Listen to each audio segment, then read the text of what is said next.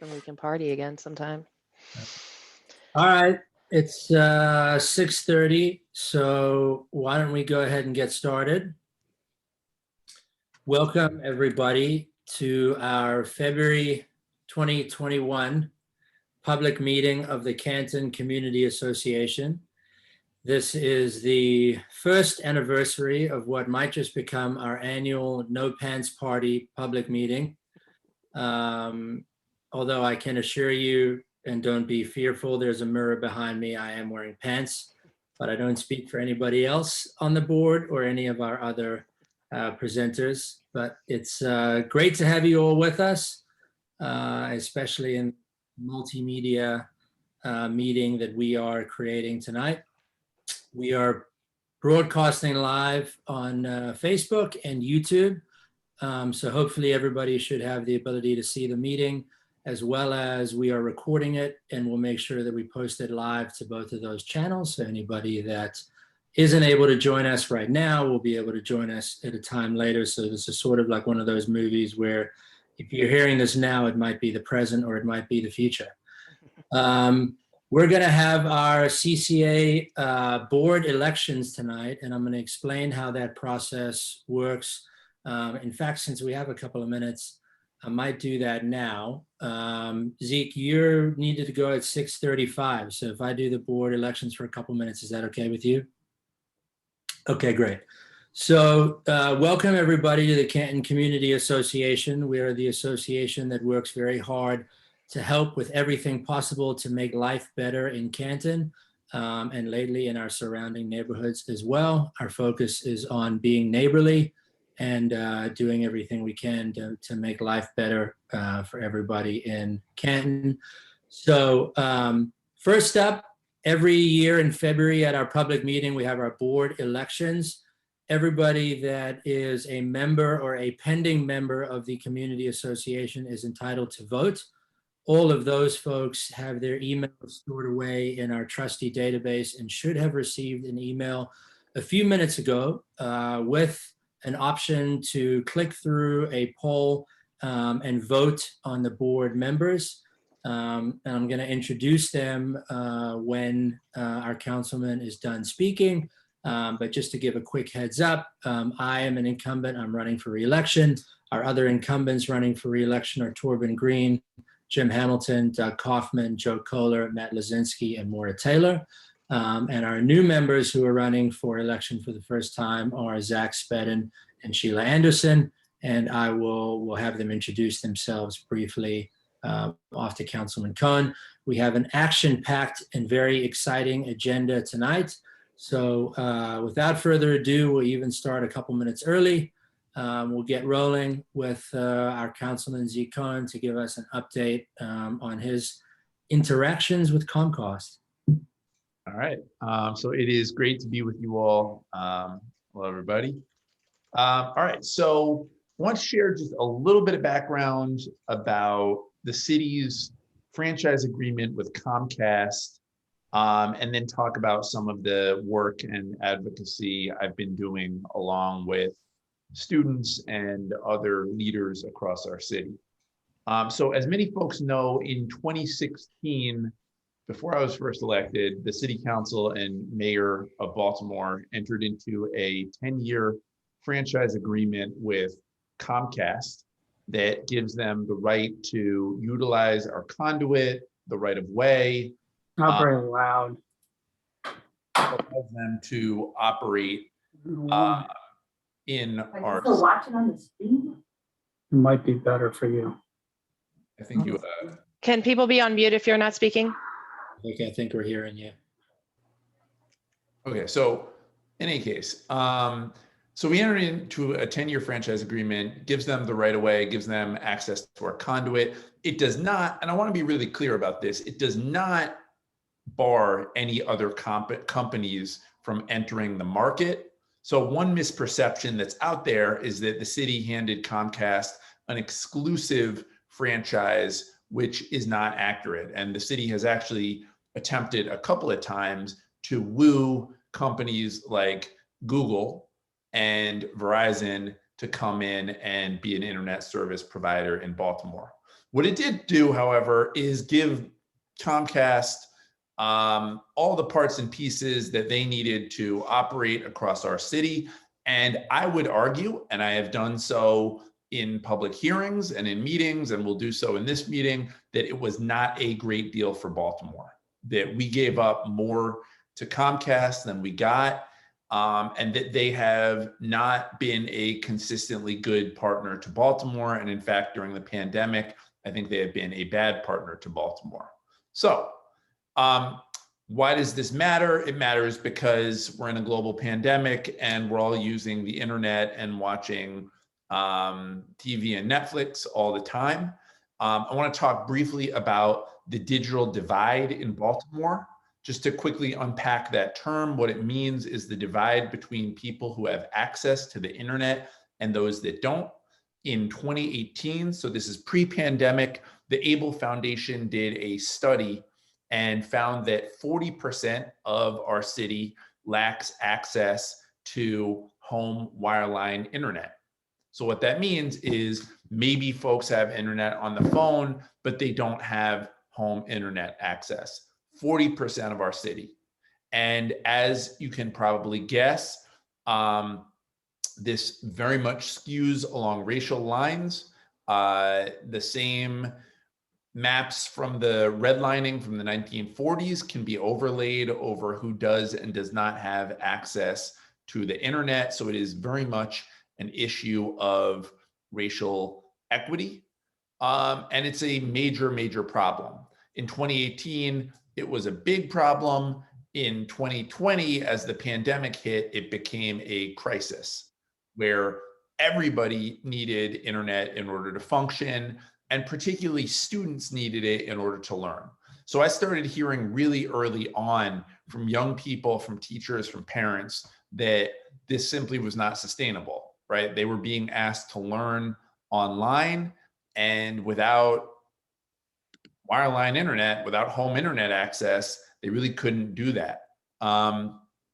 Comcast did step in with their Internet Essentials program, which offered 2 free months of free internet. However, the speeds were extremely slow. So they were the minimum required by the FCC, 25 megabits and 3 megabits. So what we then started hearing from young people was, one, in some cases, they didn't have a device to learn on, like needed a tablet or a laptop. And two, the speeds weren't fast enough on Internet Essentials. And the 2 months very quickly expired. And at that point, Internet Essentials started charging $10 a month. So we, as the city council, started to get involved. I passed a resolution saying that, look, this is really our problem and we need to step in here. We very quickly moved $3 million. I was able to pass a bill to buy a bunch of Chromebooks for children. About 14,000 Chromebooks went out for kids that didn't have them because, again, public education is supposed to be free. If schools are all online and if you don't have a device, you're out of luck and you're not getting your education. So we passed that bill and basically more or less closed the gap of children that didn't have a digital device. The challenge remained, though, is that a lot of kids, one, internet isn't fast enough, and two, the 2 months of Comcast has run out. And a lot of our families, especially during this pandemic, are living on the margins. Even $10 a month can put a family over. And so it became a huge problem. We held a hearing in the Education and Youth Committee. We called Comcast to account. The students from an organization called Somos, who have really led the fight in Baltimore and really nationally around the digital divide, asked them to do a couple of things. One is to raise the speeds, and two, for Internet Essentials, and two is to make it free throughout the pandemic for families that needed it. Both of which we felt were really reasonable because, again, Comcast has a franchise agreement with our city, has done extremely well here financially. Additionally, Comcast has had its best quarter and half a year ever. They are doing great, unlike the rest of us throughout this pandemic. They've had hundreds of thousands and in some cases millions of new subscribers. Peacock is killing it. So they're doing really, really well. And so we thought this was a pretty reasonable ask. They said no. We as the council started to put some pressure on. We teamed up with folks in Philadelphia, Detroit, and a couple other cities that also have franchise agreements with Comcast. We held a national press conference. We really tried to elevate the voices of the students. And at this time, Comcast not only said no, but also began to impose what they call a data cap. You all have heard of this at this point. They said to all of their customers, mostly pretty much across the country, beginning in March, we're gonna, for anyone that goes over 1.2 terabits of data, we're gonna charge you additional money, up to $100 more per month.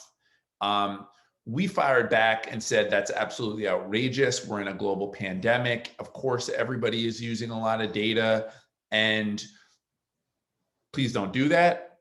They had wanted nothing to do with us and said, you're out of luck. So myself, Councilmember Dorsey, and Councilmember Burnett wrote to our Attorney General Frosch, and asked him to investigate Comcast for predatory price gouging. That got their attention. They have backed off the data cap until August. We are continuing to press. We are continuing to ask Brian Frosch to, if possible, prosecute them. We believe that this is price gouging and that they are taking advantage of a global pandemic. The other thing that happened that we're really proud of is they ultimately last week relented and doubled the speeds of their Internet Essentials program. They went from 25 to 50 megabits and from 3 to 6. So that's good. We are still pressing them to do more, but it's been good to see the groundswell. And it, you know, again, it's really good to see young people in Baltimore being featured in the Huffington Post and the Washington Post. And there's a New York Times article that is going to come out in the next week or two about just this ongoing challenge. But that's been a lot of the advocacy that we've done. And my commitment is I am going to continue to press on Comcast to provide every single person in Baltimore better service and to make sure we are taking advantage of our neighbors who are financially stressed during this time. Great. Thank you, Councilman. Just want to make sure we don't have any questions. Thank you for your hard work on that issue in support of our community and frankly, other communities less fortunate than us. I just want to make sure if anybody's monitoring any of the chats, there aren't any questions. Okay. Looks good so far in terms of questions. I guess you gave us everything we needed to know, which is great. Thank you for that. And you're welcome to hang out. I know you probably need to leave, but if we get any questions from community members, we'll make sure to forward those on to you and we'll communicate them back. But thank you for your time and thanks for everything you do for the community. Awesome. Great to see you all. Take care. Okay, great. Moving along, we're going to jump into our board elections process and then the rest of our presentations. So what I think we should do is have our board members who are running for re-election just do a quick 10 to 15 second introduction of themselves. And that way everybody in the community can know who we are and that we are running. So I'll just say again, I'm Mark Edelson. I'm the president. I'm running for re-election to the board. I love doing this work. I hope that I'll be doing it for a long time to come. And I hope that I'll be able to count on your support. Torben? Yeah, I'm Torben Green. I enjoy volunteering throughout the community and just being a part of the community. And I am running for re-election and I want your vote. Great. I don't see Jim Hamilton on the call, so we will move on and come back. But I think anybody that has had any interactions with Jim would agree that he does incredible work in the community. And we would love to see him continuing to be on the board, especially with the connection to Church on the Square. I know that Doug Kaufman is not able to join tonight. He has a, as he called it, puking 7-month-old. So that's probably taking precedence over this meeting. So we'll have to give him a little bit of grace on that. But he's been a fantastic board member and past president of the Canton Community Association. And so hopefully he will also get sufficient votes for re-election. Joe Kohler. Hi, I'm Joe Kohler. I'm currently filling in as treasurer and I'm the public safety chair, although I'm hoping to eventually pass that on to somebody. And I also want to focus more this year on expanding the block captain program. And if anybody on this call has any questions about that, feel free to reach out to me or generic info@cantoncommunity.org email that goes to Mark and Amanda. So I guess I want to Matt, you're up next. I hear you joining on. just join. I apologize. My parents are in town. You good? That's So we're just You're just giving it. Yeah, Mark was just asking you to say your name and just give a little back of your background and under 30 seconds. okay. Cool. My name is Matthew Lazinski. I'm the owner of Southern Visions on the Canton Square. I try to assist the CCA in all of the events that we have, such as Light Night Canton, all the music we had in the square the past 2 summers, and just kind of develop a relationship that to better work with the community, the business and community relationship. So that's about it. Awesome. Thank you, sir. Maura? Oh, gee, There you go. and all the wrong buttons. Hi, my name is Mara Taylor, and I'm seeking re-election to the board. I am a longtime community advocate. I've lived in Canton for 20 years. I'm also a member of the Southeast Public Safety Task Force and on the Canton Community Association's Public Safety Task Force, and would very much appreciate continuing to do the good work of the community. Awesome. Thank you, Maura. And real quick to our new and hopefully to be joining board members. It's great to see you both on. Same thing. If you just want to give us 20 or 30 seconds introducing yourselves to the community, let us know why you want to be on the board. And I can just say to everybody in the community that both Zach and Sheila have the glowing endorsement and support of all of the current board members to join the board of the Community Association. So Zach, you're on my list first. Why don't you go first? Hi, I'm Zach Spedden. I've been on the marketing committee for about 2 years now, and I'm running for a seat on the board. First off, thank you for joining us tonight. I would really appreciate your vote. I look forward, hopefully, to continuing to work with the board and everybody to help make Canton the great community. Great. Thank you, Zach. Over to you, Sheila.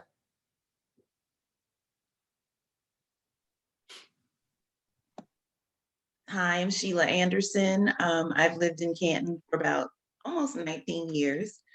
I am a member of the Southeast Public Safety Task Force as well, and recently got, I guess, reacquainted with the CCA last summer through the Canton Anti-Racism Alliance. So I would really appreciate your work. I'm trying to get a little deeper involved in the CCA and Great. Awesome. Thank you so much, Sheila. Fantastic. So everybody that is a member or a pending member, you should have that email come up in your inbox. If you haven't, send us a message in the chat in Facebook or YouTube and let us know. We'll make sure to get that sorted out. If you have any issues going through the electronic election process, you can just respond to the email that you received and we will make sure to troubleshoot that and help you out. It will remain open. Voting, the polls will remain open through the entirety of tonight's meeting, at which point the polls will close. and our election workers will be hard at work tallying ballots in a fully transparent and accountable process. And I can assure you, we will be able to let you know the results of our election shortly. So thank you all for participating in that. In a second, I'm going to throw it over to our next presenter, Samuel Jordan, who's joining us from the Baltimore Transit Equity Coalition.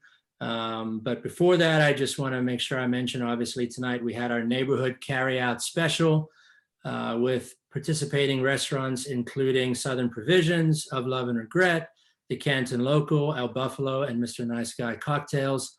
Hopefully everybody took advantage of those discounts and made a point of supporting our local businesses. I can tell you I tried Canton Local with my fiance and our meal was excellent. The service was fantastic. We had a great experience. I hope everybody else had the same, and that we're all doing everything that we can to support our local businesses who really need us in order to make sure that they are still there on the other side of the pandemic. They need us to support them now. So please make sure you're doing everything you can to support our local businesses.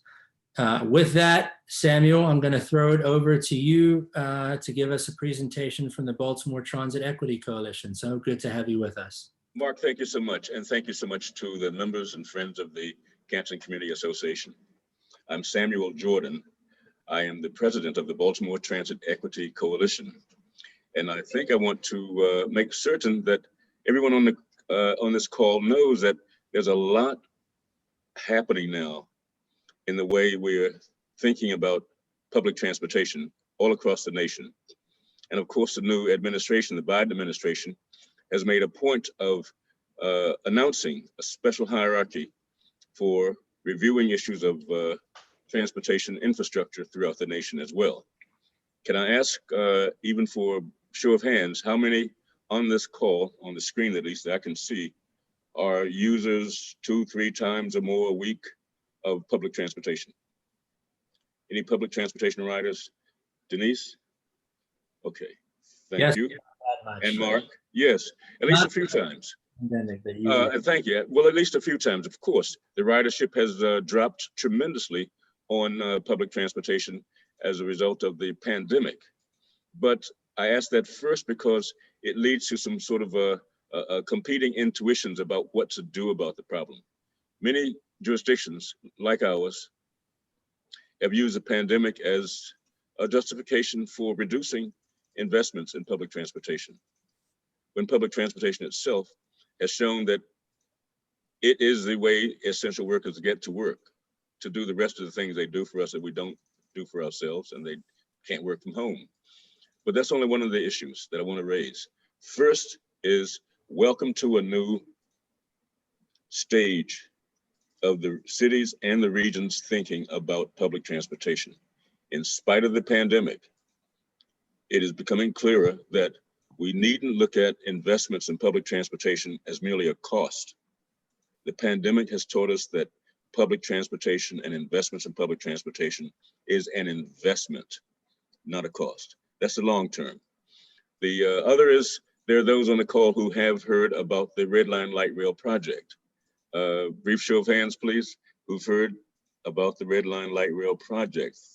That's, I think, a majority. It's important because so many people have heard about it.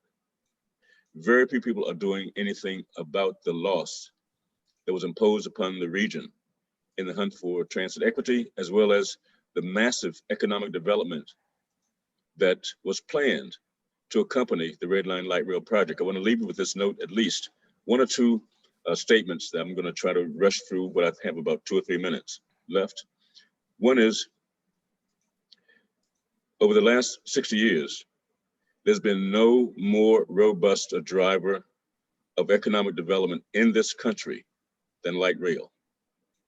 There is no competition. Second, public transportation is racially conflicted wherever Black people, brown people, low-income people, and transit-reliant people live in this country. Again, no exception. And Baltimore, with its new thinking on transportation, and we are hoping that Some have felt our influence on this question because alone among the transit advocacy organizations in Baltimore for the past 6 years, we are alone in seeking the completion of the Red Line Light Rail project, not for its own sake, but for the fact that it was a colossal error on the part of Governor Hogan to cancel it because of what it meant to the entire region's economy. Why would he cancel the red line and say hello, green light for the purple line? Because the residents along that purple line corridor in Montgomery and Prince George's County understood the contribution that light rail would make to their communities, their well-being, tax coffers as well. But we don't want to leave the discussion there, and we don't want to start it there necessarily. It's just that my presence here tonight, thank you, Mark, for and Amanda Bourgeois for the invitation, but we want to start a collaboration, and we want Canton Community Association to be a part of that citywide and region-wide discussion about what we think now about the role of public transportation. BTEC will be happy. I'd like to come back and spend a little more time with you on this subject as maybe a central topic of a meeting. But nevertheless, in addition to seeking the completion of the Red Line Light Rail project, we have seen, and I did my turn as 9 years of a Red Line volunteer planner, we see the most pragmatic approach, the creation of a regional transportation authority. That's a situation where, or a combination, you might say, of enforceable cohesion among the jurisdictions of the region. It's not a plan. The difference between a regional transportation plan and a transportation authority is enforceability and purpose and concrete projects requiring the support of the jurisdictions. I want to stop there because I wanted to simply touch on a few things that we're working with. I'm not sure how many of you saw our Baltimore Transit Solidarity Day celebration, in which we celebrated and pledged solidarity with essential workers, transit riders, transit workers, support for our petition campaign to amend the Baltimore City Charter to get the city to jumpstart steps to create a regional transportation authority, and the commemoration of the Montgomery bus boycott, December 21st, 1956. I'll bring you up to date, but these are the themes that will dominate 2021 for our coalition. I'll stop there, Mark, if you mind, and answer a few questions if we can, but we want to open this discussion citywide on public transportation. Great, that sounds good. Samuel, thank you, and thank you for all of your work. I know we have folks who are checking. There is one question that came in about a concern of crime on the railway. I'm very glad to see it. May I take a minute? Yes, it's for you. Okay. You have the floor. Thank you. There are two major myths about public transportation. That was one of them. That public transportation is a hotbed of Black crime. Frankly, friends, studies have shown that you're safer in public transportation than you are in a grocery store. But let me give an extreme case. Steve Shue, the former county executive of Anne Arundel County, one-termer, he was replaced in 2018 by Stuart Pittman. But he campaigned for 3 years, the last 3 years of a 4-year term, trying to get Governor Hogan to agree to shut down all light rail transit into Anne Arundel County.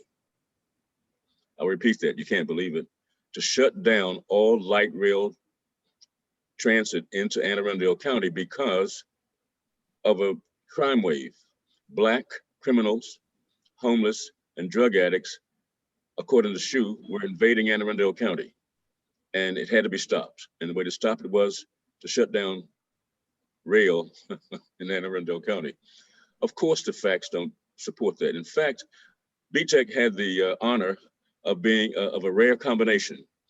Our coalition and the police, the Anne Arundel County Police, held a town hall in Anne Arundel County to dispel this vicious myth, race-based myth, to shut down and manage transportation based on the race of riders. Steve Shue was not concerned that 8.1 million riders boarded the light rail in 2018. It is a major fixture in the economy of the region.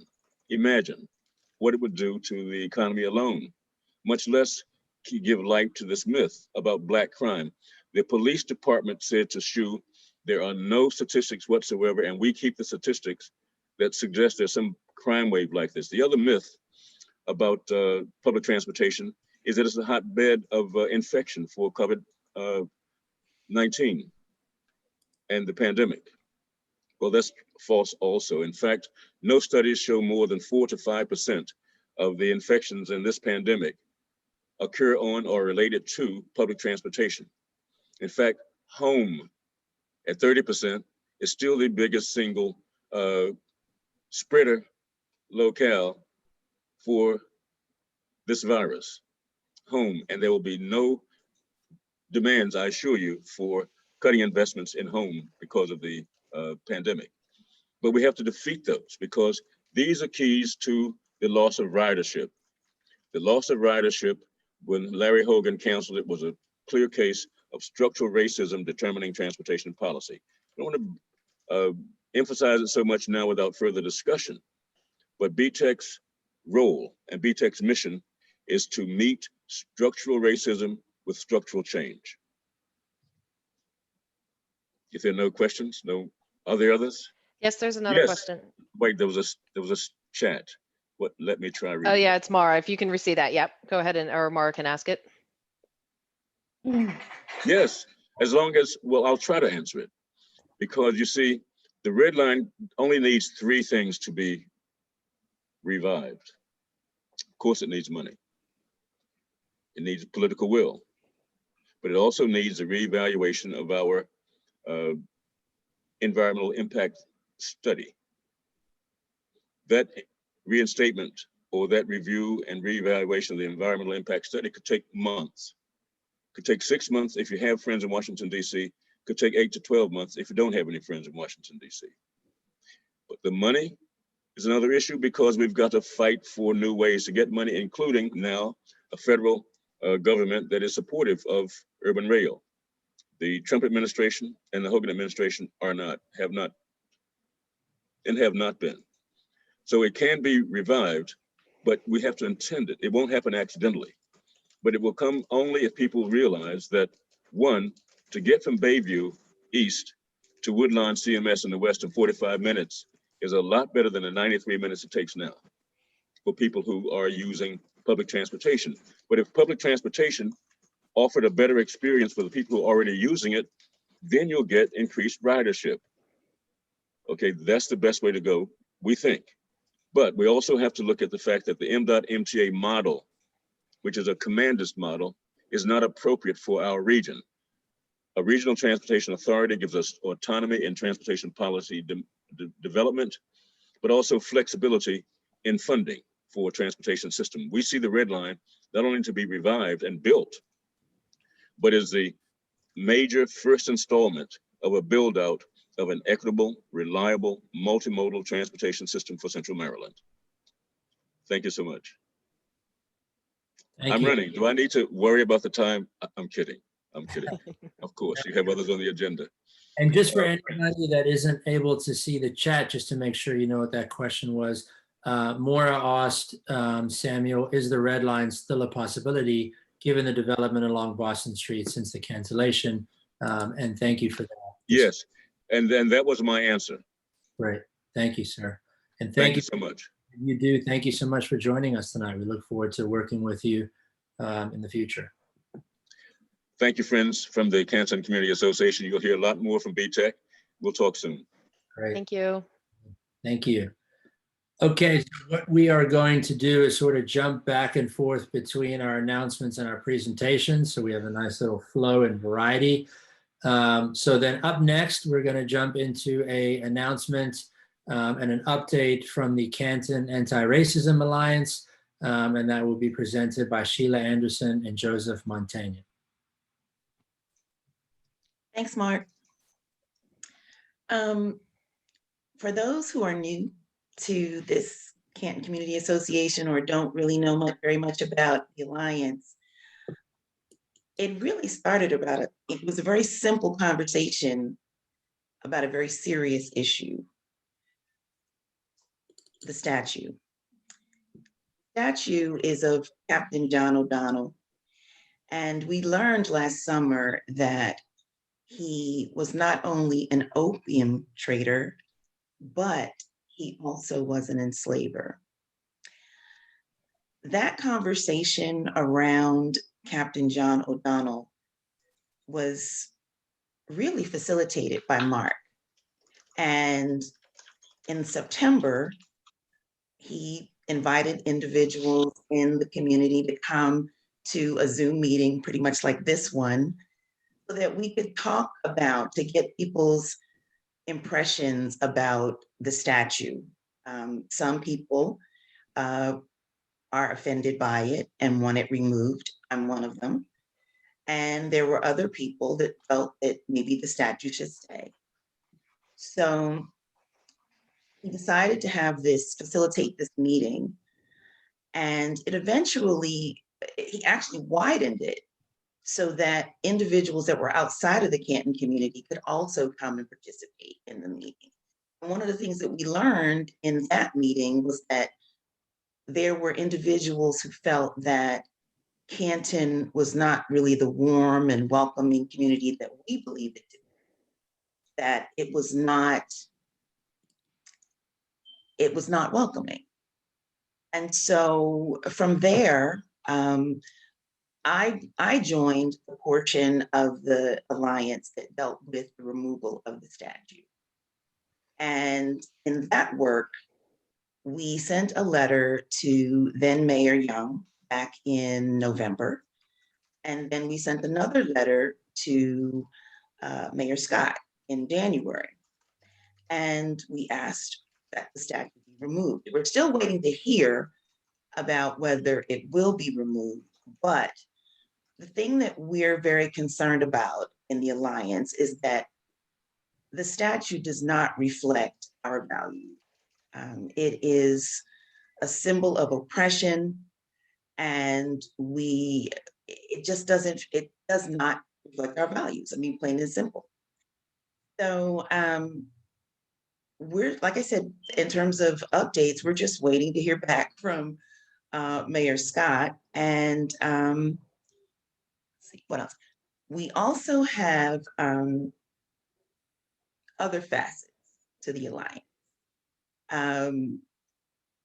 One of them involves history, which Joe will talk about. And the other is a brand new facet that I just learned about. That's how new it is. It's the Outreach and Engagement Committee.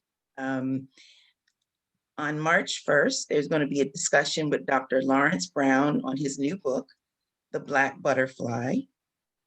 And if you'd like more information about the event or the work of the Alliance, you can contact Mark at president@cantoncommunity.org. I'll turn it over to Joe. Hello, it's Joseph Montaigne. I joined the Anti-Racist Alliance this summer, was part of the statue discussion. And then there's also been another subcommittee, the Canton History Subcommittee. The history statement on our website was brought up as not being reflective of being the most diverse in Canton. And then we have a timeline. So there was a subcommittee set up to update the intro page and then the timeline. We've been meeting and setting back some emails and discussing what kind of to include. We had our a Zoom meeting Monday, January 11th, and talked about making some minor edits to the Canton history page as just kind of a landing page, and then making a major changes, including more diverse history of Canton on the complete history timeline that you can currently click into. We were also discussing making that kind of an interactive section with history and photos and different interactive links. We also had a member of the history subcommittee locate O'Donnell's probate records from his death. There's some of the family papers that were online. We actually got the official probate records, and he's going through them to get some more history. And then if anyone's interested, you can join the subcommittee. We're going to plan on putting up pictures and individual stories, if people have them, focused on Indigenous and African-American stories, but generally just diversity in general in Canton. And there'll be an email provided on the Canton history website to submit that stuff. It's not up there yet, but when we redesign the landing page, it'll be there. And then we've also looked into briefly kind of a tie between both committees, looking into when the square was originally named and when the street, O'Donnell Street, was originally named, and like the history behind that and what it entails to rename a square or a street or anything in Canton and Baltimore. And we're always looking for historians, anybody to join. Feel free to send it in, and if you can even think of somebody, we came up with a little form letter to email out to groups to try to get some more information. Thank you. Great. Sheila and Joseph, thank you both so much for your presentation tonight and for your work in the Alliance, and for everybody else that has joined and become a part of that work. Thank you all very much. Just one quick note, I think this is correcting my own typo, but the meeting, the sort of book discussion that we're planning to have with Dr. Lawrence Brown is on March 17th. We will make sure to provide that information out to the community. It'll be via Zoom. We're hoping to have a lively and exciting and interesting discussion. And for anybody that's interested in joining the Alliance, we meet on the 4th Tuesday of every month. So if you want to join, shoot me an email at president@cantoncommunity.org, and I will make sure to include you on that information. Thank you all so much. With that, we're going to turn it over to our next presentation, Principal Matt Hornbeck from Hempstead Hill Academy. Go ahead, Matt. Thank you, Mark. And just to say, as a native of Philadelphia, and then we lived there much later in my life, I'm a huge fan of their public transportation system, and also, lived in DC, and I don't think a first-class city can do it without a good transportation system. And then Mr. Jordan's presentation was very compelling to me. And then I just sent you, Mark, the letters that our 4th grade teacher, Ms. Costello's students, wrote to Mayor Scott in support of taking down and removing the statue of John O'Donnell and putting up a statue of, they listed several people that they each chose someone to write about, and it was Grace Wisher, Harriet Tubman, Thurgood Marshall, President Obama, other people that they think should be honored in that place of distinction. And then the mayor liked that so much that he's scheduled an hour with the class to come talk about it. And so we're looking forward to hearing his thoughts on it. And that's exciting that initiative. I think I initially got a phone call asking me to personally support the Alliance and the letter, and then HHA's faculty was proud to support the removal as well. So thank you for that. And then finally, we're having a lot of parallel things going on at Hempstead Hill. The faculty is engaged in a 2-year effort that's taken on new meaning in the light of in light of George Floyd and so many others that have been in the news recently, and are doing our own study groups, reading White Fragility, listening to Nice White Parents, having discussions, and doing a lot of the work that we need to do as a faculty to better understand and be better co-conspirators, I think is the word that is best describes things. So I'm here though to talk about reopening, and Vic could probably do this presentation, as could Adrian, but I don't think anybody knows more about these details than Vic does. He's listened, as far as I know, to every minute I'm on live. He's there. So we are planning to bring back kindergarten through second graders on March 15th and kindergarten through second, March 15th, and third through fifth, April 12th. And the district has not given us any guidance on pre-K and middle school. Pre-K is not a required grade yet. Under Kerwin, it will be, but it's not yet. And so they're opting not to serve, which I think is a mistake, the youngest children yet, because it's not a mandated grade. And then middle school, they're going to make an announcement in March. We have, we've started a student learning center for grades 5 through 8. It's live remote learning, or there's students who have struggled with online learning, working from our cafeteria with their teachers remotely. And that began today. We also did some in-person learning last summer, but it's been a full year since we've had large numbers of teachers and kids in the building. And so we're very excited about that. The survey, it's late in the day for me. The survey that went live, the parent decision survey, has 315 families that have responded, and 75% of families are saying they will return to in-person instruction.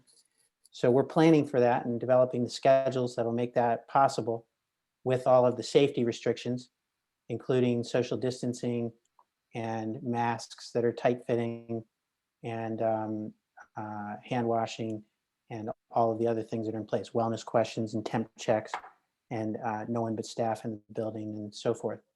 We very much hope to do an intervention this summer to provide support for up to 200 of our students that would focus on remediation in math and reading. And then we very much hope that August will bring something that looks even more normal. That the social distancing will be able to be relaxed and we'll be able to return to full classrooms and full days.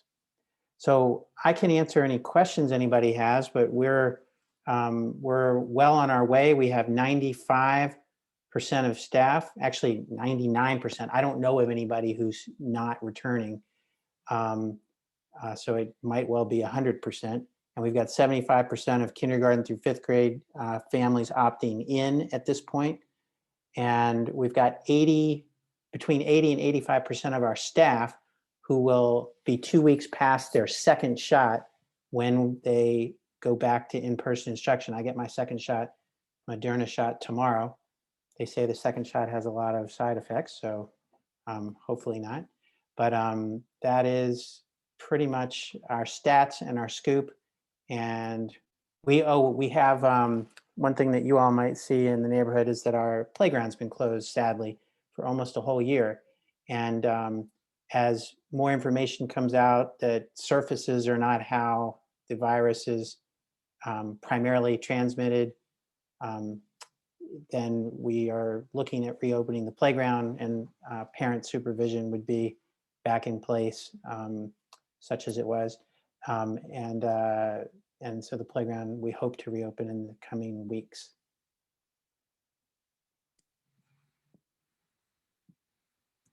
Are there any questions or anything that anybody would like me to address? I'm not seeing any come through the chat, Torben or Vic. Or Matt, anything? Nope.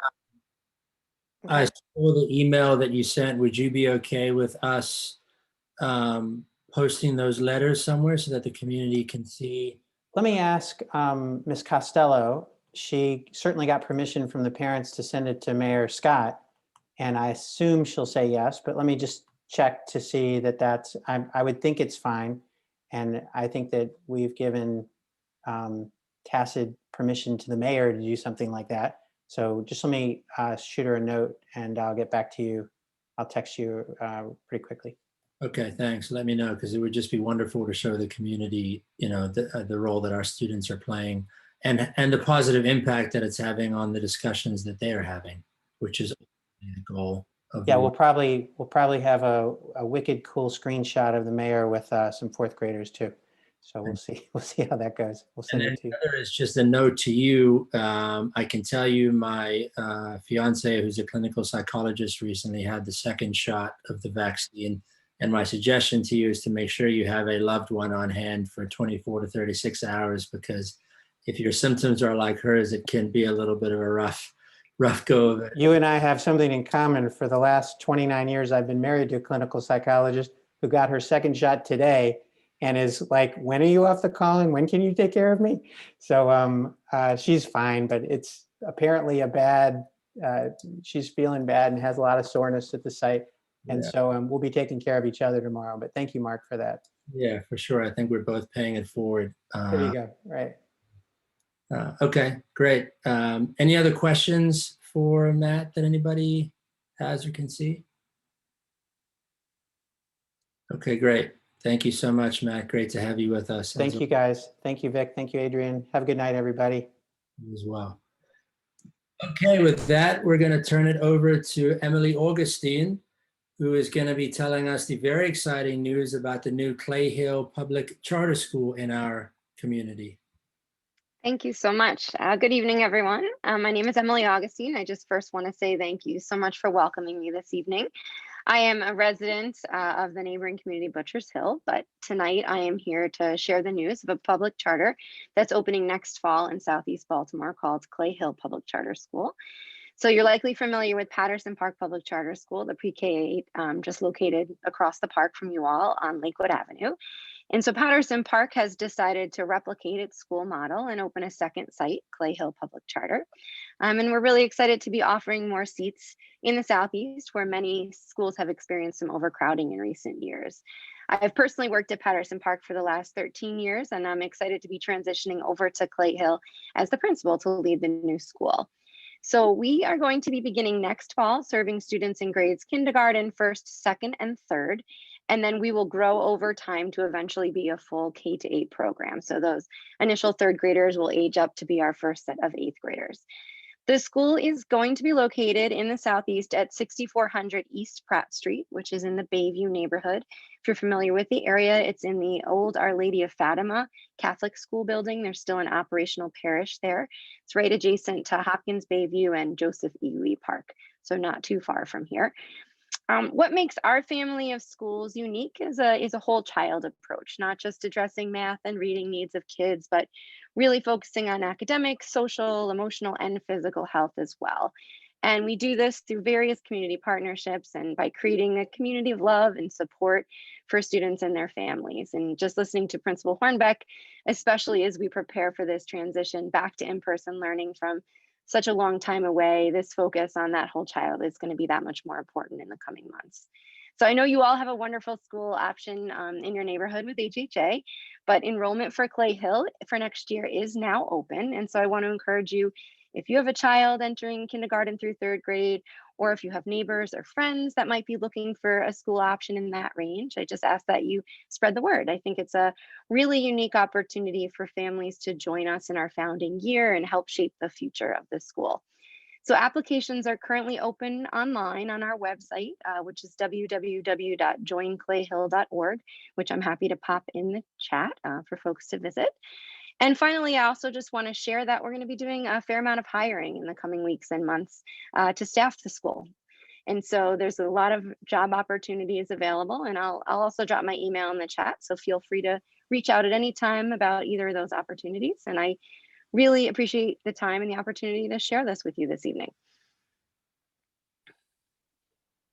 Can I say something, Mark? Yeah, please. Yeah, so I just want to say, Emily, that we're working on doing school spotlights for all the schools in the region. So we did just hear from Heather today, and they're gonna they have all this stuff. She put all this stuff about Clay Hill into our newsletter that Julie's in charge of.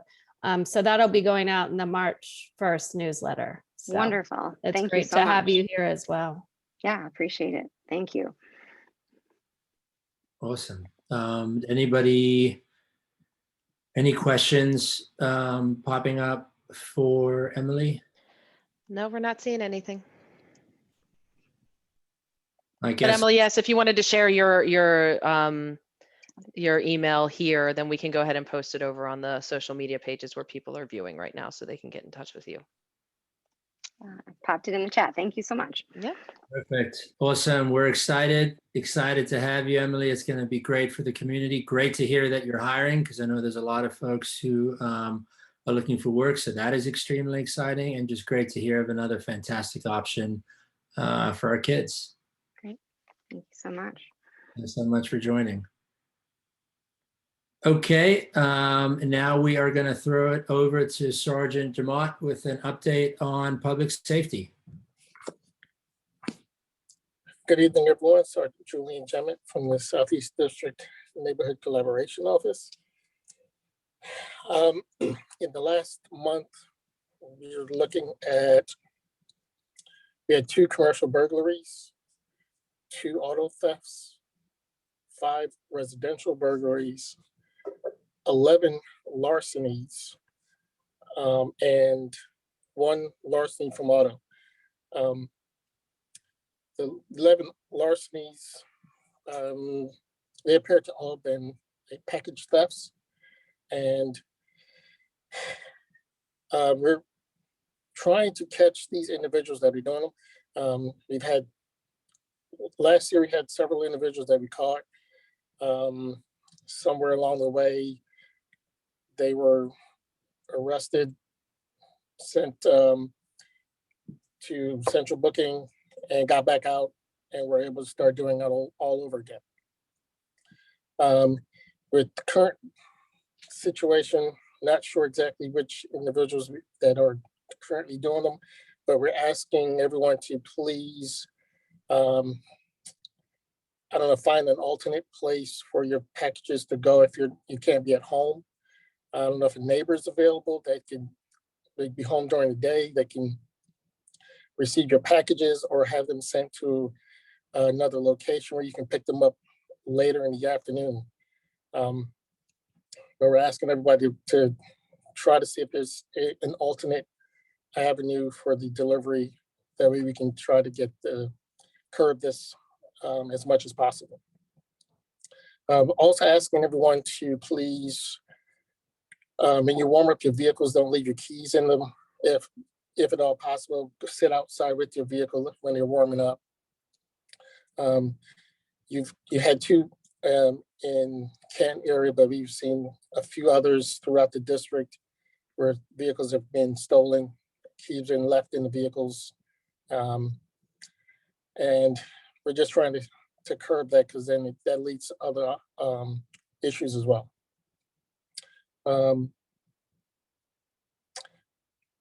Let's see. So I believe the last meeting we spoke about the Southeast District newsletter.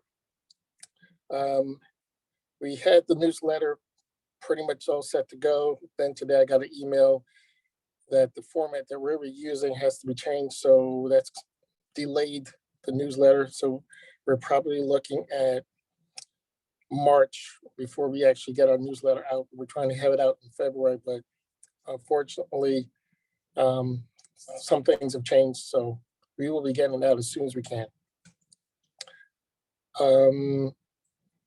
And I believe it was the last meeting as well, that a question came up about lights at one of the schools. I believe Joe was asking about lights. Officer Rivera contacted Larry Nunley, who then contacted DOT to address the issue. And we're just waiting back to hear from Mr. Nunley or DOT as to when and how they can go about addressing that issue. That's pretty much it. Anyone have any questions? Can I go? Is it okay for me to just jump in? Hey, Joe. Hey, yeah, so I had reached out also about those lights, and I was told that it's actually part of the school system. Is that correct? So what we were told, it was DOT. So Okay. maybe we need to get in touch directly with DOT and see what they're saying. I just know that 2 years ago when all the lights went out, it's just a few of them right now, but when all the lights went out, It was, Officer Rivera was able to get them all on like the next day. Okay, I don't know what, why that's like such a difference between then and now. don't know. All right, thanks. Sorry. Yep. There was a question about how people can sign up for the newsletter. Oh, so our newsletter, when we are able to put it out, will be on our Facebook page. Okay. Great. And just one note as well on packages, Sergeant Jim, and I know Julie mentioned this, but at 2910 on the square, there's an option there to do package receipts called You've Got Mail at 2910. So I want to make sure I inform the community of that option, because ideally that can, help folks have an option to receive packages that doesn't result in them sitting on their stoops and on their stairs to potentially be stolen. Anything else that we as a community can do, can assist you or to assist you in your work of keeping us safer? No, you guys actually do a really good job with keeping in touch with us, and we really appreciate the relationship that we have with you all. So thank you. So the Facebook, Sarge. Correct. Facebook picture asking. Facebook. Police, Southeast. Oh, there was a question about our Facebook page? Yeah, do you want to tell us what it's titled so that folks in the community can search for it and make sure that they follow it? Or I believe it's, hold on one second, I'll tell you right now.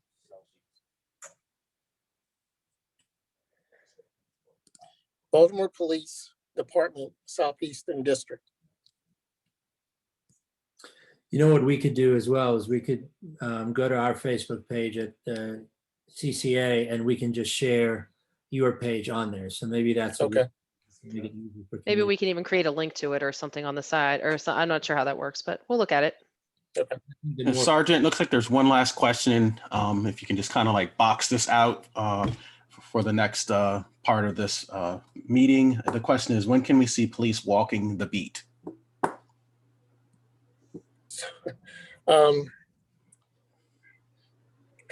The police, okay. All the officers are instructed to do that throughout their tour. It's, how can I explain it? So in between the calls for services, in between the business checks, in between everything else, we're asking them to find the time during their shift to do that. The department has designated certain areas that are mandated per shift for the officers to walk foot in those areas. And primarily those areas that have been pointed out by command are the areas where we have more of the violent crimes. So if you don't see officers in Canton, for instance, it might not necessarily be that they're not walking foot in those areas. It's just that they're mandated to do areas where they have a lot of the more violent crimes, but they should still be doing the business checks. You guys have several businesses, so they should be getting out the cars, going to businesses, and especially down off Boston Street. You should see definitely down there. I will step in and say that I live right by O'Donnell Square Park and the businesses there, and just when I go out and about in general, I've seen more cars, I've seen more officers, I've met more officers, personally, whether they've been friendly, they've been easy to communicate with, and I have been noticing an uptick in presence for the past probably 4 months. Yeah, that's a big push for us right now.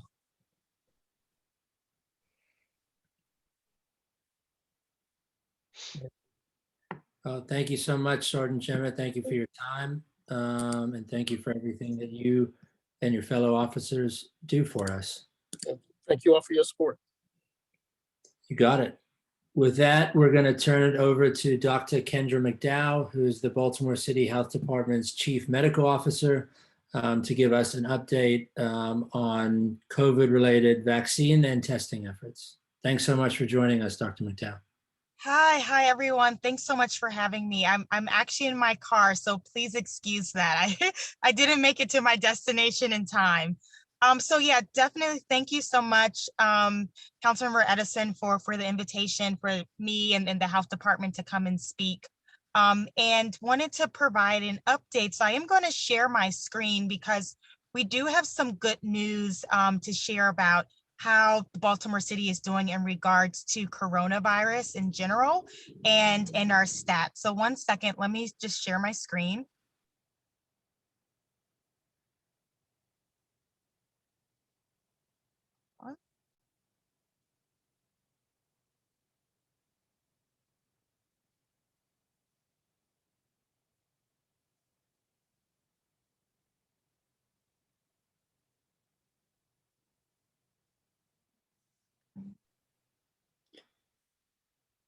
We might need to give you, oh, there you go. That worked. Can now. you see it? Okay, perfect. Yep. So I know probably many of you, it's loading right now. This is our coronavirus disease dashboard. You can find it at coronavirus.baltimore. Baltimore, is it Baltimore? Yeah, baltimorecity.gov. I just want to make sure it's coronavirus.baltimorecity.gov. And once it loads, you will see that what we're seeing now in regards to our cases, our deaths in the cities, and also our percent positivity, we're seeing improvement. So I'm just going to zoom in if I can do this here. I don't think I can. But if you see on the left side in blue where it says cases, and what we see is that we see the graph over time starting in April from the beginning of the pandemic to where we are now. And if you zoom in around January 2021, you see that at this point we are on a decline. So we're having a decrease in the number of cases. That negative 48%, that is the change in cases. So a decrease by almost 50% in cases from a month earlier, from 4 weeks earlier. So this is positive news. In addition, we've also seen a decline in the number of deaths. Unfortunately, individuals that have passed away from COVID-19 in the city, that's also positive news as well. And speaking about testing, so our positivity rate, so the number out of all of the tests, what is the percentage that come back positive? The number that we really are looking for is less than 5%. And as you can see on the right side of the screen, in purple, it's now 3.1%. So this is actually an overall trends at the state level and also at the national level. We are seeing decreases in cases and we're seeing decreases in our positivity rate as well. So this is great news. So 1 second, I'm just going to stop sharing my screen.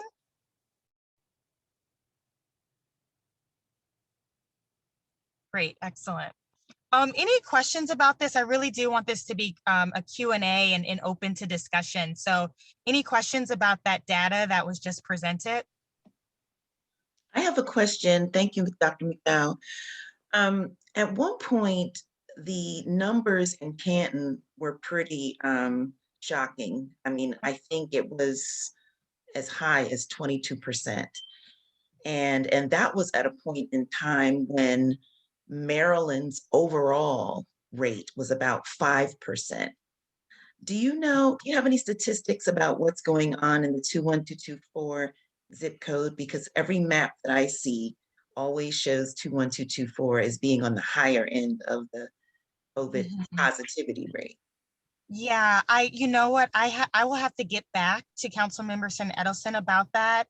I want to make sure I give you the exact numbers, and I don't have my computer in front of me to give you those exact numbers. I don't want to misspeak around that.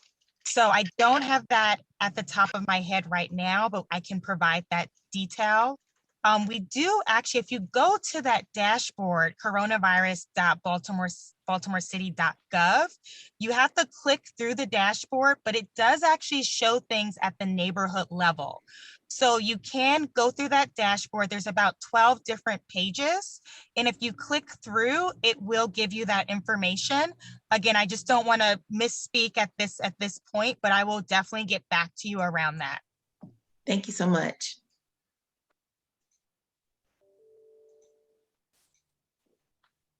Any other questions? No, we don't see any coming through right now. So about Great. So in regards to, as you all are aware, we have started with vaccination throughout Baltimore City. Right now, our goal as a health department is to have 80% of Baltimore City residents vaccinated by February 2022, so in a year. And that number of 80% really came from studies that show that we'll need between 70 to 80% of vaccine coverage to have population immunity, so herd immunity, where enough people are vaccinated so that there is decreased spread of the virus from one person to the next. The reason February 2022, which is a year out from now, is because we're also taking children into account, the pediatric population into account as well. And we know right now the two vaccines that are the two vaccines that are available, the Pfizer and Moderna vaccine. The Moderna vaccine is for individuals that are 18 years and older, so adults. The Pfizer vaccine is for individuals that are 16 and older. Both Pfizer and Moderna are testing the vaccine in children as young as 12 years of age. But right now the vaccine is not authorized, hasn't been authorized by the Food and Drug Administration to be used in children that are as young as 12 years old. So that's where we are as a city. The health department has a mass vaccination point of dispensing at BCCC. In addition, there are about right now probably 15 other sites, hospitals, pharmacy sites as well, and now the convention center, and soon starting, I believe February 24th or 26th, M&T Bank is going to come online as well for vaccination. What we do know and definitely understands that it is frustrating is around the limited amount of vaccine that is available. The information has been published by the Baltimore Sun that the health department is getting about 2,000 projected to get about 2,000 doses a week. And then there's our other partners as well. Other partners as well have mentioned that they are also getting doses as well, which I don't have visibility on their doses. But vaccine is limited right now at a state level, at the city level. And at the health department, we're really trying to prioritize our older adults that are 65 and older. And so that you can sign up through, there's an interest form online. If you go to coronavirus.baltimorecity.gov, there is an interest form that you can sign up for if you are 65 and older and you want to be vaccinated. When vaccine supply becomes available, we're able to take individuals off of that list and then find vaccine appointments for them to get vaccinated. So I saw another question come through the chat box. I don't know if we want to go to that. Sure, go ahead. Okay. So I can read it out loud. So one of the questions was that individuals were getting tested multiple times. And so the question is does the positivity rate reflect the unique cases? Yeah, it reflects unique cases. So it's if individuals are getting, it has a unique identifier. So if you're getting tested, multiple times within a short time frame, it does reflect unique. Gotcha. And then there's another question here. The media is reporting that the next 3 months will be the worst we've seen. Is that linked to the now 7 variants of the virus? Yeah, so in regards to, just looking at the data that we have in Baltimore City and at the state level, our numbers are improving, right? For cases, for deaths as well, and also percent positivity. In regards to the media reports, in terms of the worst we've ever seen, that I'm not 100% sure like how they're defining that. But what we do know on the ground in regards to reality is that we do right now have limited vaccine doses. We do know that the vaccine is effective, as the data that we have right now is effective against COVID-19 disease. And we know that the vaccination is also going to prevent individuals from getting sick and also being hospitalized. On the flip side of that, so that's the positive in terms of vaccination, but on the flip side of that, we also know, as you've seen, that there are these variants that have emerged and they're now in the US or now in our state. Know that some of these variants, in particular, the one from UK and also the one from South Africa, they spread more easily from person to person. So what that means is there might be more people that are at risk of illness because the virus is spreading more easily. And this is why the vaccination is so important. What we do know, and scientists are studying this, is that the vaccine, for the most part, probably is going to be effective against these variants. The data is still being captured and still being studied. And we know that we have other vaccines that are coming out, like the Johnson & Johnson vaccine as well, and the AstraZeneca vaccine probably at some point. So in regards to, these 3 months are going to be the worst ever in regards to media reports. What we do know and what the data shows us is in Baltimore City, we're seeing improvements of our cases, decrease in deaths, and also decrease in our percent positivity.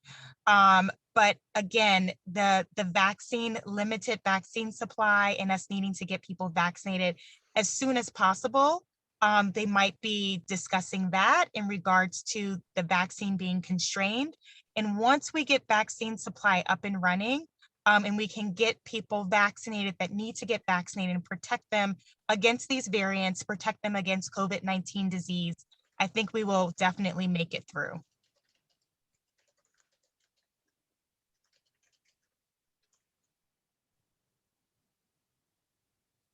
Thank you. Thanks, Mara, for that. Okay, yes. Is anyone seeing any more questions popping up on anything channels? No, we looks good here. Thank you so much. Yeah, I think in regards to other things about the vaccine, other questions that individuals may have. Again, we talked about the vaccine kind of being 2 doses, and that's very important. Individuals that are vaccinated with the Pfizer or Moderna vaccine, you definitely want to get both doses. That greater than 94% effectiveness doesn't kick in until about 2 weeks after the second dose. And then with that, side effects, you can have fever, you can have muscle aches, you can have fatigue, you can also have headaches as well, joint pains. These may occur, they usually last 1 to 3 days and then go away. After I was vaccinated, after my first dose, I did have a headache. It went away the next morning. I also had some pain at the injection site, similar to what you would have after another vaccine. And some individuals may experience increased side effects after the second dose. Some individuals have reported more headache, anecdotally, and also in the clinical trials this was seen. I just had my second dose today, and so far I've just had a sore arm. So those are some things about the side effects. Usually they do go away in 1 to 3 days. In addition, we have heard about the cases of anaphylaxis, that severe immediate allergic reaction that some individuals have experienced after taking the Pfizer and the Moderna vaccine. What we do know is that Anaphylaxis, the severe immediate allergic reaction after vaccination that affects the whole body, is actually unusual, it's uncommon, and it's rare. For the Pfizer vaccine in particular, out of 1 million doses, there were only 11 cases of this anaphylaxis. For the Moderna vaccine, out of 1 million doses, there were only 3 cases of anaphylaxis. Everyone recovered. There were no deaths reported after receipt of the Pfizer or the Moderna vaccine. Another thing that I did want to highlight about vaccination, I know this ends at 7:50, I do want to open it up for just questions, is the vaccine itself, again, is highly effective in protecting the individual from COVID-19 disease. And we believe most likely will decrease spread of the virus from one person to the next.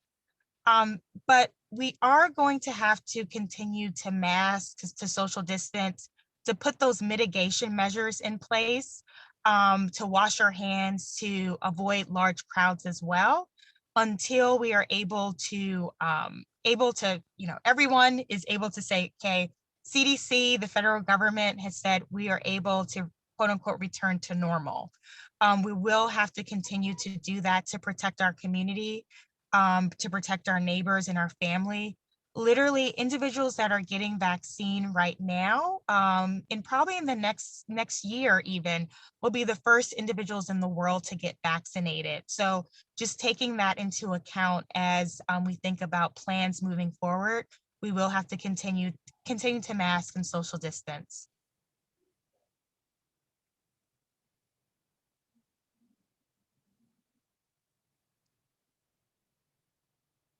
Great. I know it's 7:51, so definitely wanted to open it up for questions as well. Any other questions? Yeah, go ahead, Maura. Hi.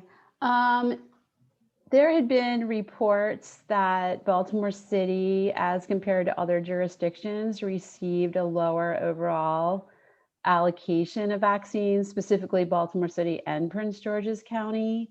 So when I'm looking at even the vaccination rates statewide, we're in the bottom 5. So I'm wondering why we're in the bottom 5, and if that has something to do with how vaccines were allocated. If maybe you could speak to, is that true? Did we get a smaller allocation than some other areas? Yeah, so when you look at the data, it's publicly available. We definitely have been receiving the 2,000 doses at a consistent manner.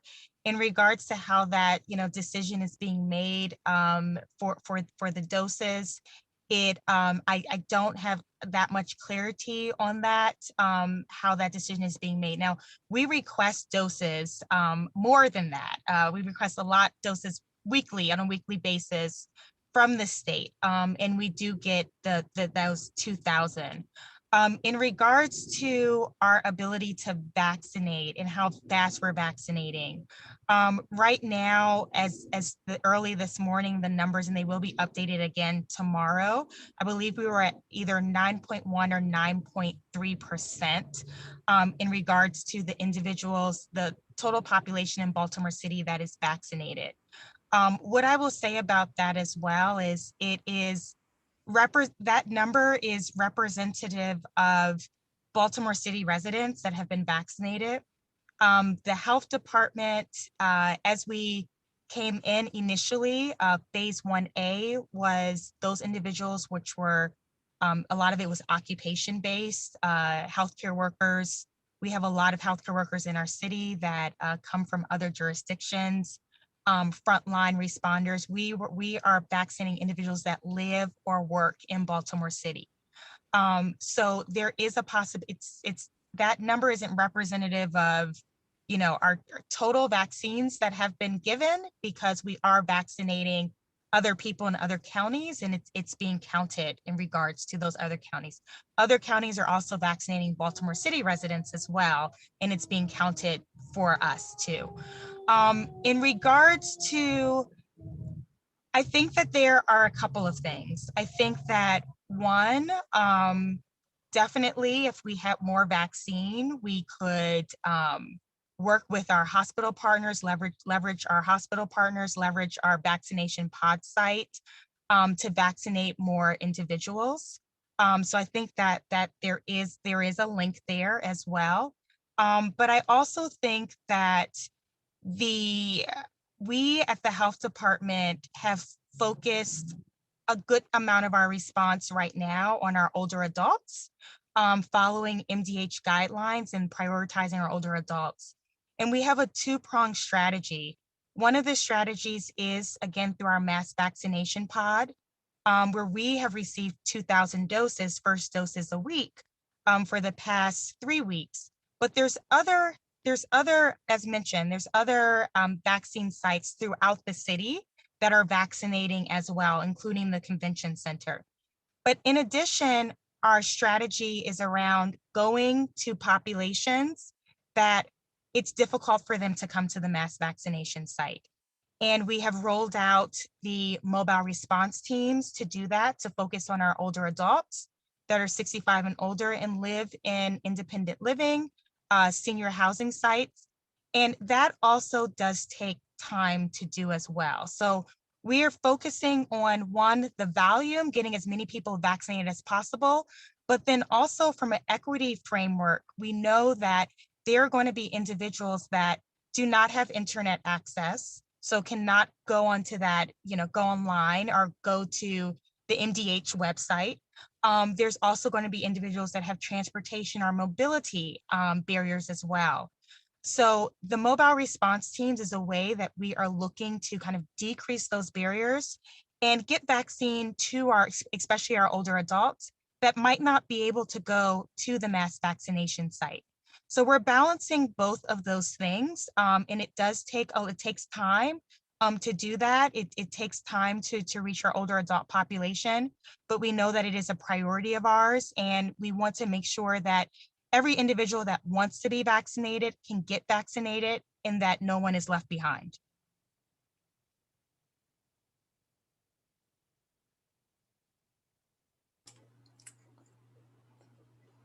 Thank you.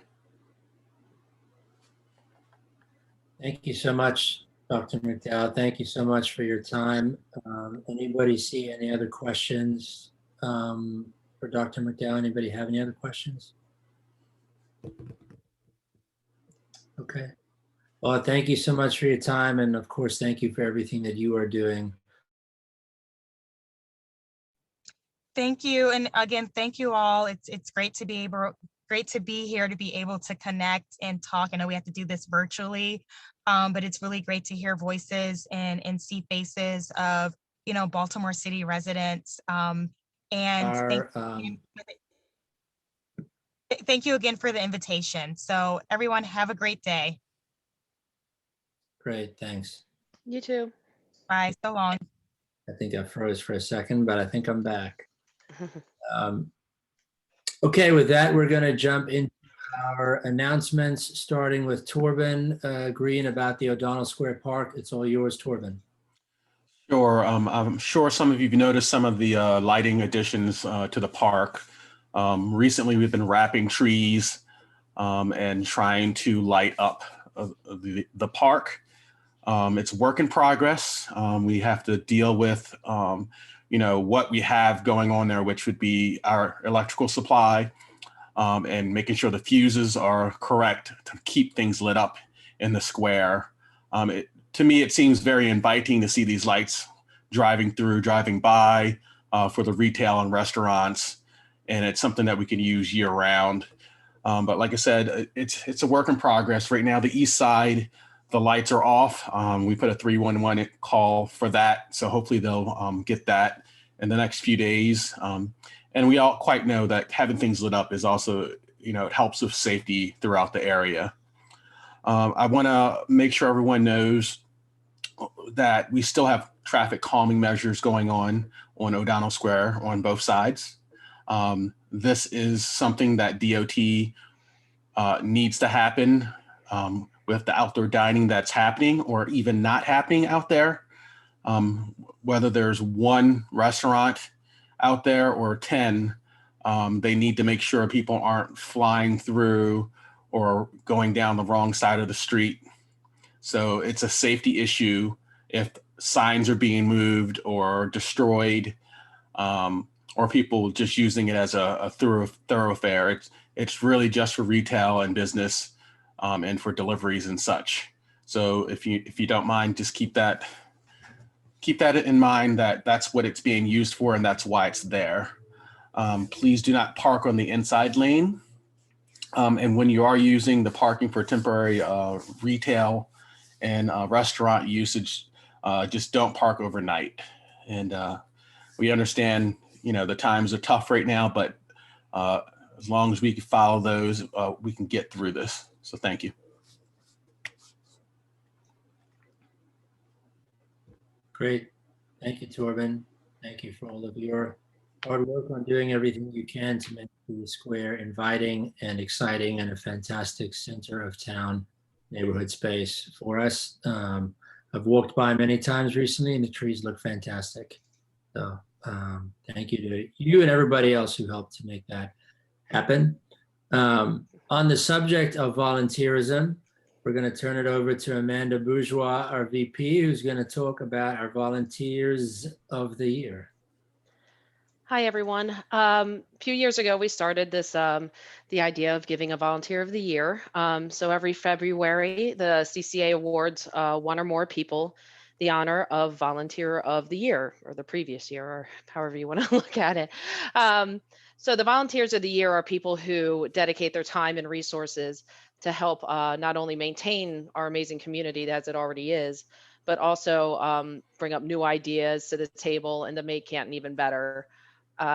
This is there's more than most know that goes into running an effective and relevant community association. And the volunteers on this call, everybody's just invaluable, and we'd be at a loss. It takes a village, as we all say. So this year I'd like to announce our first Volunteer of the Year, Miss Julie Kickline. Yay! Thank you, Julie.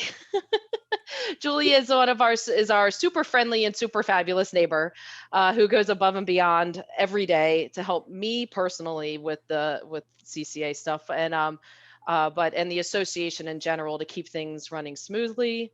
She volunteers on multiple committees, gets the word out through about the CCA and community, all things Canton community related through social media.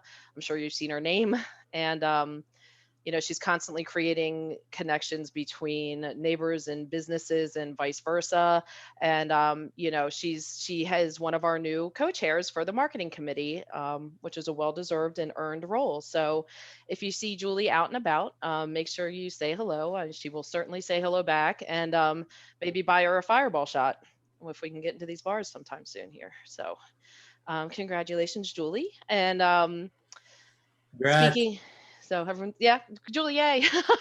Anybody has anything else to say? That's so sweet. I am happy to be a part of such an awesome team to help our community. Thank you, Julie. Okay. And so, what I was just mentioning how she's now the new marketing co-chair. So our other Volunteer of the Year is Mr. Zach Speeden. So yay! Zach. Zach, for those who don't know, Zach is our IT. Smile, Zach. Yeah, bow, Zach. Take a bow, right? Is our IT guru, and he's now our marketing committee co-chair. He's done amazing work to help us with our online presence, keeping things current, up to date. He works hard to track down and fix issues without hesitation. He's eager to help, and he does it in a timely manner. He takes a look at everything behind the scenes, stuff that we don't even know is going on. He handles and takes care of for us. And he not only fixes things, but he offers solutions and new ideas on how to make things more effective and efficient. And I mean, if there's an issue, he just takes care of it, happily communicates the fix. And he's got all these great marketing ideas as well. And coming from that background, and basically in the time I've known him, he makes a very difficult job look easy. And we are so happy to have him as a part of our team. And so Zach, saying yes, Well, thank you. congratulations. I'm It's so well happy to be deserved. part of the team. Hey, Zach. High Yes. five. Hi, Julie. No, high five me. Oh, high five. Yeah. There we go. Good job, guys. It's absolutely well deserved. And I just to just mention that there are gifts that come along with this. So both of our volunteers, we're doing everything social distance wise. We normally put together a gift basket or whatnot, but everything's electronic this time. Electronic gift certificates from various local small businesses. We have stuff for Chesapeake Wine Company. We have Shelly Stein, one of our awesome other neighbors and volunteers, who she has a Yummy Bites of Heaven. All sorts of delicious things that you can get from her. So you're getting a gift certificate to pick yourself. And, we've got some restaurants from Blue Hill, Cardinal Tavern, and Mr. Nice Guy Cocktails. And then to round off, having, putting a little greenery into your quarantine life, there's gift certificates to the Crazy Plant Lady, Kristen Tranberg. So hopefully you Yay, guys can use thanks. all of these, and I will send them to you via email sometime soon. So thank you so much. We truly appreciate you. I appreciate you. I tell you guys almost, I think every day we probably communicate and that I appreciate you. And so hopefully, you enjoy your prizes, your gifts. Thank you so much. Thank you both so much.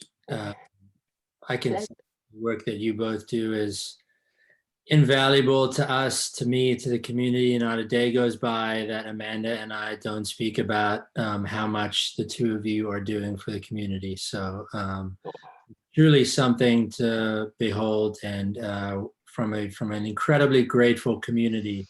Enjoy the goodies because you both deserve them, and we're very happy to have you.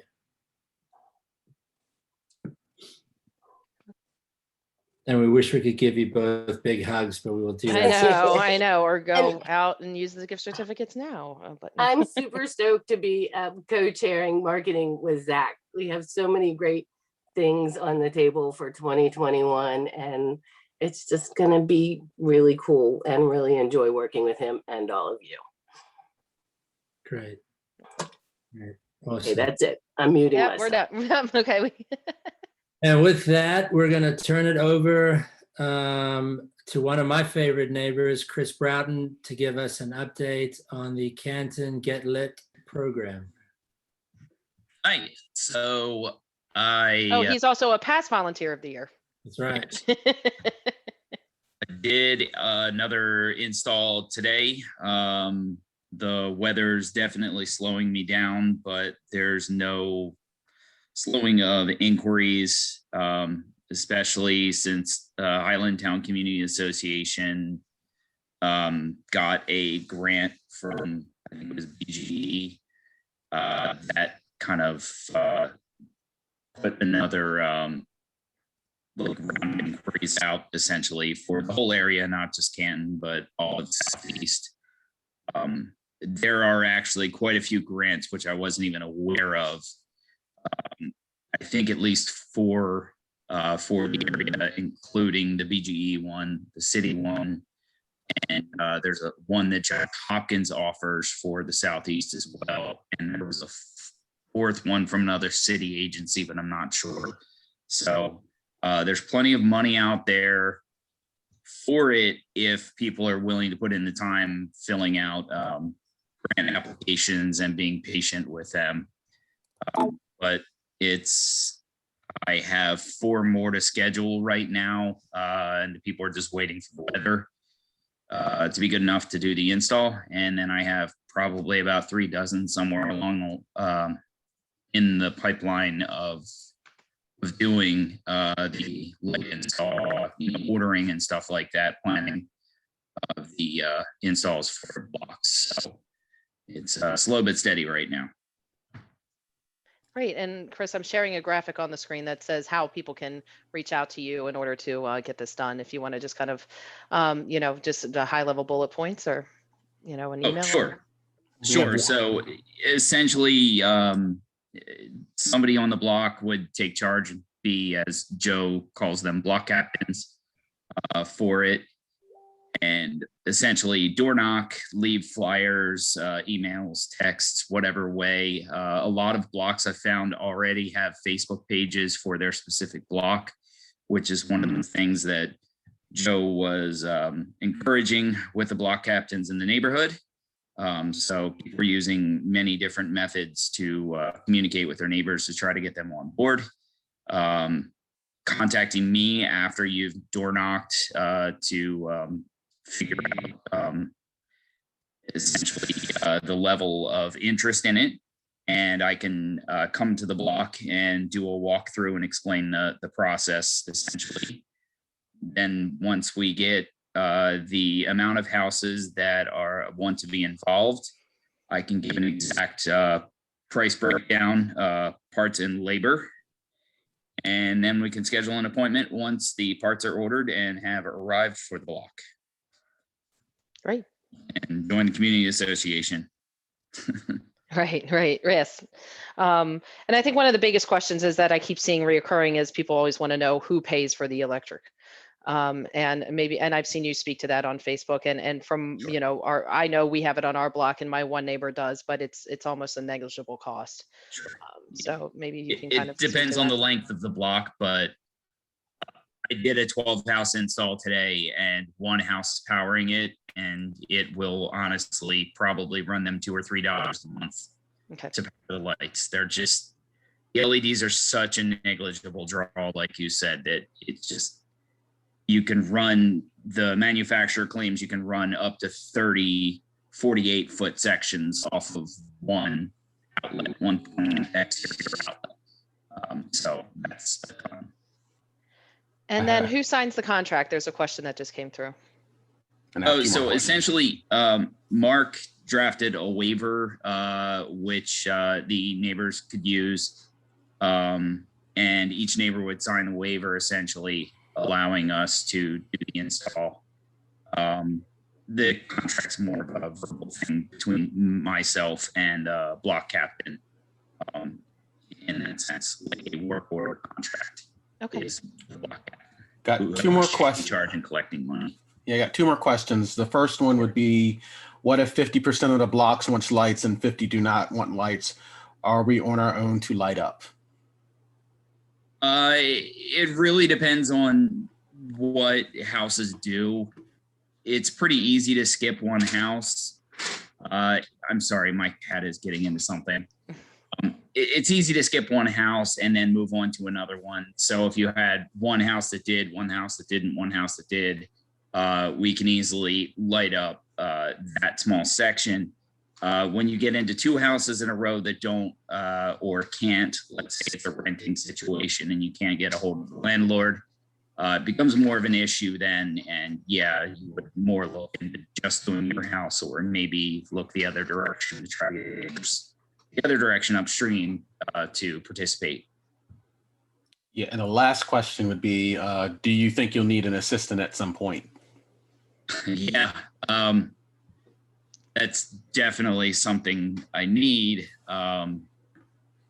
It's long hours and standing on a ladder essentially for 8 to 10 hours a day. So it's something I definitely need. And once the weather's warmed up and I have installs scheduled every single day again, like I did last month, yeah, it's something I can use.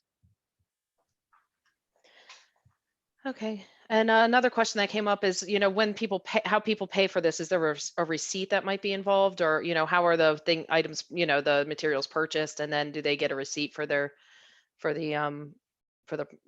costs? Chris, you're on mute. Yeah, sorry.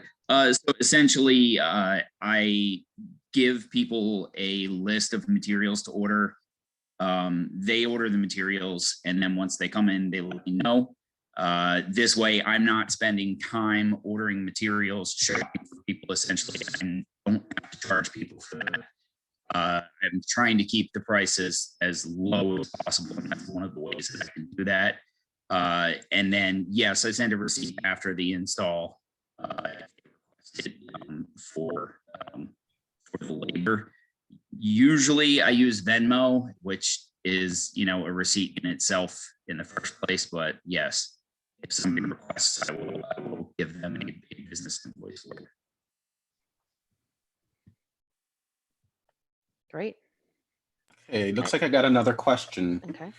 It looks like, what about across major streets like Foster or Dillon? Can you string from one side of the block to the next or just along one side? You can string across the street. There's just numerous reasons why it's not beneficial. It's much more expensive. Maintenance is the big thing. If a bulb goes out, it's costly and time consuming to actually do it because you have to drop the whole line from the top of the roof. I actually have 2 lines going across my street with my neighbor across the street. And when the bulbs go out, it takes us months to coordinate just to change one bulb.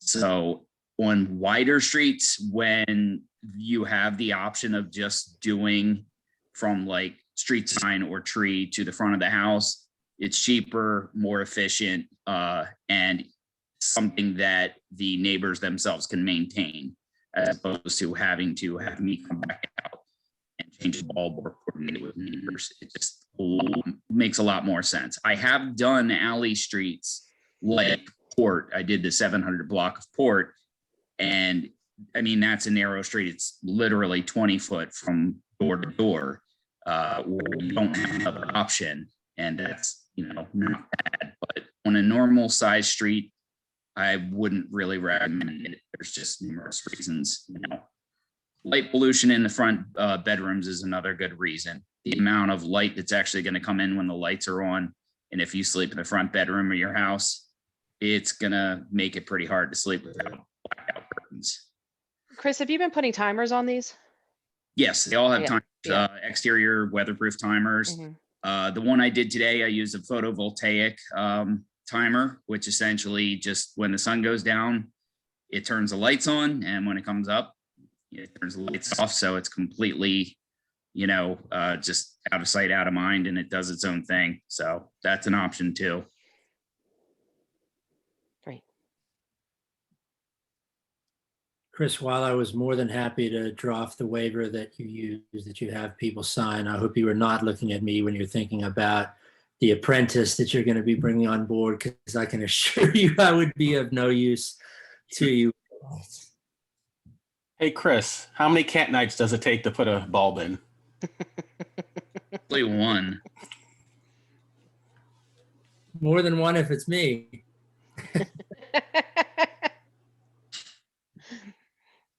Awesome. Thank you, Chris. Thank you so much for what you're doing and helping to light up the community. And obviously there's a huge need for it and huge interest in it, which is fantastic. So I'm glad we can support you and get more blocks lit up, which is just great to see. So that was our final announcement and presentation. I know we went a little bit longer than we usually want to, but it was such good information and so helpful that we wanted to make sure everybody received all the information. If anyone that is in this call or watching online wants to join the CCA or learn about the work that we do, you can send an email to info@cantoncommunity.org. You can see there our Facebook and our Instagram handles. If you want to follow the work that we are doing, and if you want to join one of our committees, our Transportation Committee, Marketing Committee, both of which would love to have you join. As you can see, there's a lot of volunteering opportunities in the community. As Amanda said, it takes a village to do everything that we all want to do to improve our community. And so having your support and having your help is invaluable in all of that. So with that, unless there are any more questions or notes or concerns, we're going to let everybody get back to the rest of their regularly scheduled programming.